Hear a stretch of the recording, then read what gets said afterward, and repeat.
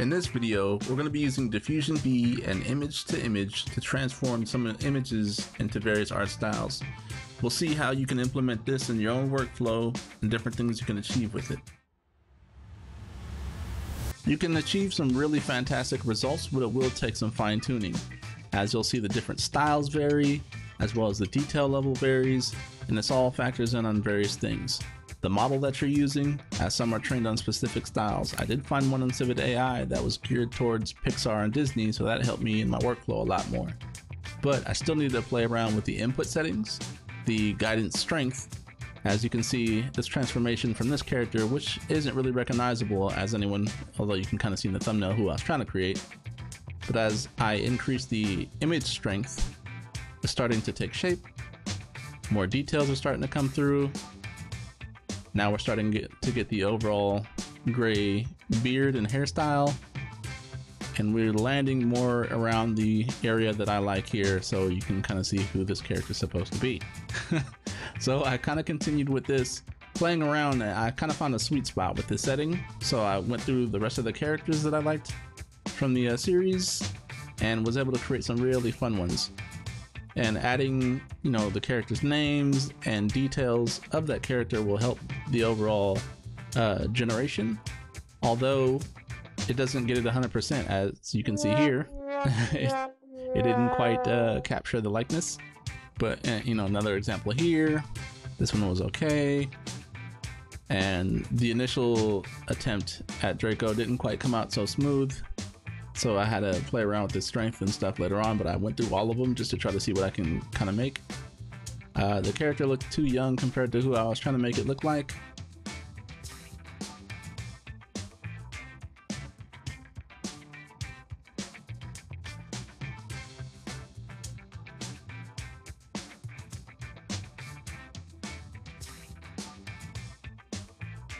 Yeah, I honestly forget which one I settled on, because they all kind of didn't quite have the right look. And I can only increase the realism so much without it, not looking like a Pixar character. So back in img2img, I just loaded up Harry Potter again, same settings and stuff I had previously. And I'll switch the model around so you can kind of see what this would look like. I'll just use one of my own custom ones here that you can get on Civit AI. I'll use the floating head base chibi style, and all the settings are all the same. Input strength is the same, resolution, everything else is the same. I'm gonna keep body pose, so it's gonna look at the image, understand that he's facing forward. You can also try using depth and see what this looks like. So I'll make, let's say, 2 images and we'll see what this thing looks like.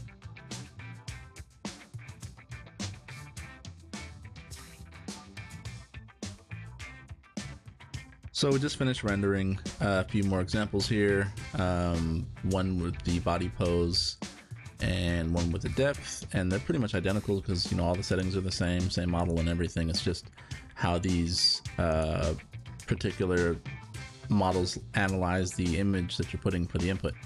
Anyway, I just kind of want to show you the comparisons of both of those. But yeah, if you switch up your model, you can also create some fun stuff. This is still using the Pixar one, but adjusting your settings, dialing it in either less or more of the input guidance scale or input strength. You can do some fun stuff like change the body pose. So it's the same input image, just using the body pose. I use like a image of like a person dancing as the pose, as you can see in the little thumbnail there. And it kind of changed the positioning of the character, and of course you can play around with the sliders and you can play around with the steps to see how much that's going to influence it, but you can create some really fun weird poses and stuff.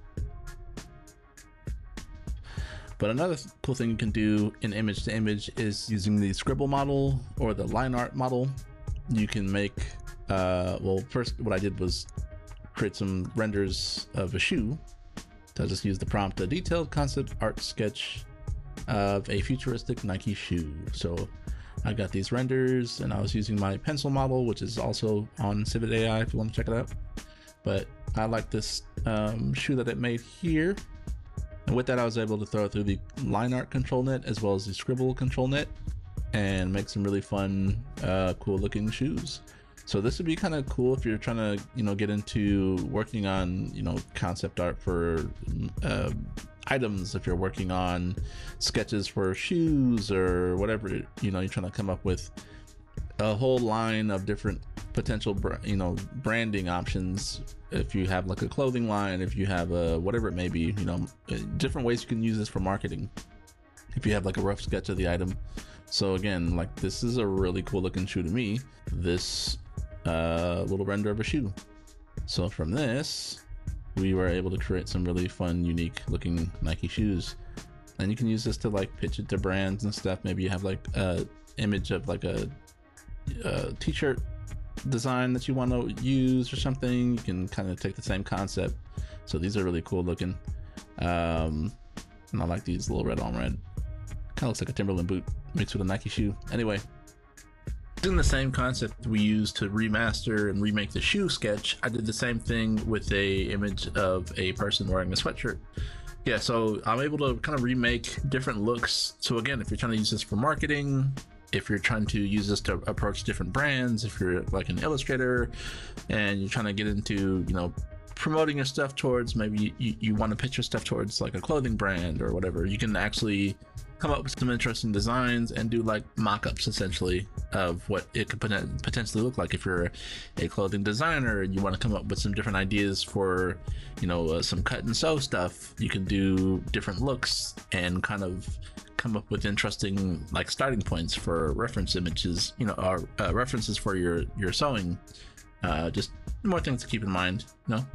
I'm also sure you've seen the viral trend of people remaking classic logos like the Nike swoosh as different things, different environments. You can do that with any shape, any object. So this is just a silhouette from like the Snapchat little ghost.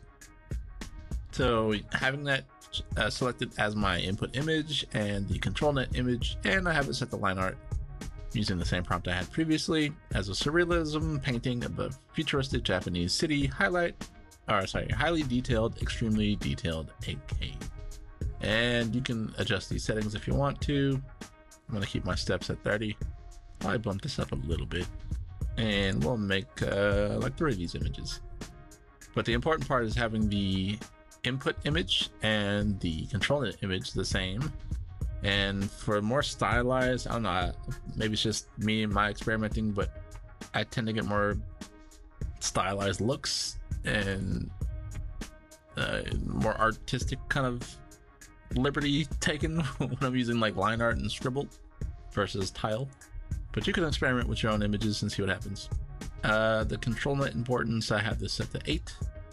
So it should keep the overall shape of this, and we should come up with some interesting looking image.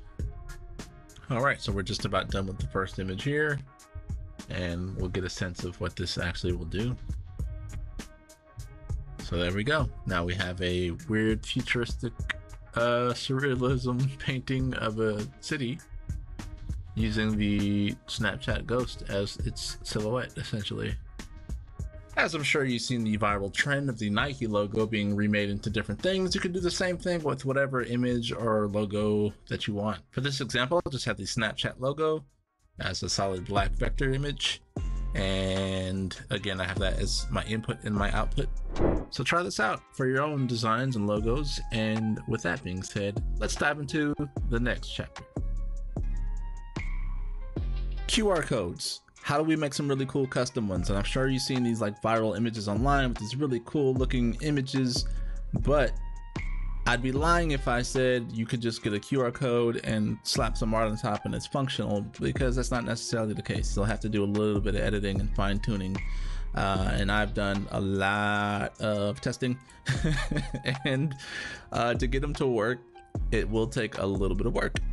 So here are some examples of things that look cool, but that weren't necessarily scannable, and the ones that were didn't always look that great. Like this is just looks like a plain QR code, but I want to make something really artistic that looks like this. First thing we're going to need is to actually make the QR code. To do that, we're going to have a few different options. My top pick that I've come across so far is like 34qr.com. So a QR code basically is a barcode that you can scan, and it was made in 1994 in Japan for labeling automobile parts. But it has an option to be more efficient to store data, so you can have it, you know, route to websites, to photos, to videos, to just all kinds of really fun stuff. But what you want to have is an option to adjust the tolerance, and up to 30% of that QR code can be messed up essentially, and it still be functional. So it's a lot more efficient option to use versus just a regular barcode, because if that gets messed up, then you're kind of out of luck here. So you want to find a website that can make a QR code that has an option to adjust the tolerance. You want to have this up as high as it can go, which for this example is 30%. There's another website called qr.io. This doesn't have the option to adjust the fault tolerance though. Another option is qrgenerator.org. You might want to also have some ad blockers, because on this one it does have some ads that pop up. However, again, you have the option to kind of customize this a little bit, where you can play around again with the patterns, the marker shapes. You can add a logo, which would just ends up being in the middle of the QR code, like in the very small center of the QR code. But again, you can make it for business cards, YouTube links, etc., etc. But again, I like using the 34qr.com because you have the option to adjust the tolerance. So I just put it in a link to my YouTube channel, and it has a QR code, and I'm happy with this. So then I can actually say generate, and it made it for me. If you wanted to, you can upload an image and it'll show up in the middle here, but I'm not gonna do that right now. But you can download it as a JPEG or a PNG. We don't need it as a GIF file, so I just would say like a PNG file because it's higher quality. But once you have that done, you're gonna go back into the Diffusionbee. So in Diffusionbee, you're gonna upload your image for the input image as well as the control net image. You're gonna play around with either the tile mode or line art mode. I've played around with scribble and body pose and all this other stuff. Like, these don't really work that well. You want to stick with like tile. That's the one I tend to see the most. I know like in automatic 1111, you can play with multiple control nets and it tends to be a lot more accurate. But in Diffusionbee, for now, you only have the option to use the one control net model. So I would say stick with tile. And for this, we're not gonna have it automatically generate because we're providing the control image. So we're gonna have this as no, and the strength is what we're gonna have to play around with here. So again, there's no one magic setting that's gonna have this work every time. So you're gonna have to kind of just play around with what works best for you. So I'm gonna keep this like little treehouse prompt thing I had, same thing I had before. The model that you use is also going to play a huge factor. So some are meant for like environments, some are meant for people, some are meant for a little bit of everything. So I would stick with maybe playing around with like the Dream Shaper model that you can get from Civet AI. I actually merged that with another architecture looking one just to have a little bit more influence for architecture looking art. But you're going to have the input strength relatively low, as well as the control net importance pretty low. So we're gonna have this actually like maybe 0.5 or something. Like, you're gonna really play around with these settings and the input strength settings. Those are gonna really determine how this is gonna affect it. Having the input and the control net settings too high, it will look like the QR code. However, like, it'll function, it just won't look as aesthetically pleasing as, you know, those artistic examples you saw. So you want to have these kind of low. You want to have the like maybe, you know, even like at 10 or something. You want to start pretty low and kind of work your way up to see what looks cool and also what is functional. Your sampling steps. Now here's where it's going to be kind of a pain in the butt, because you want to have a lot of these images. I'm talking like you're going to probably be using like the 500 to 2000 option here, because for every like 100 images you might get like 2 or 3 that are functional, and that's just me testing this out. I haven't found a, you know, tried and true method that works every time. It just doesn't work that way.